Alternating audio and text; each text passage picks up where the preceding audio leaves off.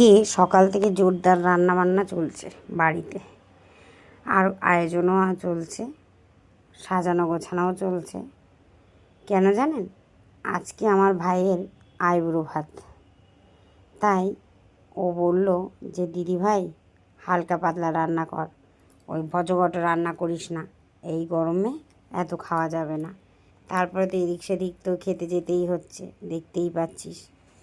তা আমি বললাম ঠিক আছে, তা দিদির হাতে কি রান্না খাবি?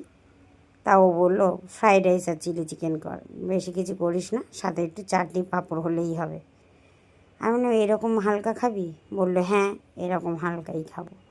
আর তোর হাতে ফ্রাইড রাইস চিলি চিকেন, সে তো আর কোনো কথাই হবে না, পুরো জমে ক্ষীর হয়ে যাবে।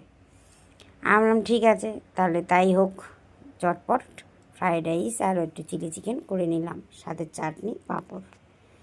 ওর সবচেয়ে প্রিয় খাবার বলে কথা, ভাইয়ের প্রিয় খাবার, আর তার মধ্যে আছে সাথে স্যালাড। ওফ, বললো ও তো দেখেই, যখন আমি থালাটা গোছাচ্ছি ও দেখেই খুশি হয়ে গেছে। বলে কি দেখেই এত ভালো লাগছে, তাহলে খেতে না কত ভালো হবে দিদিভাই। আমি বললাম আগে তো খেয়ে দেখ, তারপরে তো বলবি যে খেতে কেমন হয়েছে, কত সুন্দর না খারাপ, সেটা তো পরে বলবি। বললো এই গরমের দিনে আর খেতে পাচ্ছি না উল্টো পাল্টা, তাই তো তোকে বললাম যে ফ্রাইড রাইস আর চিলি চিকেন কর।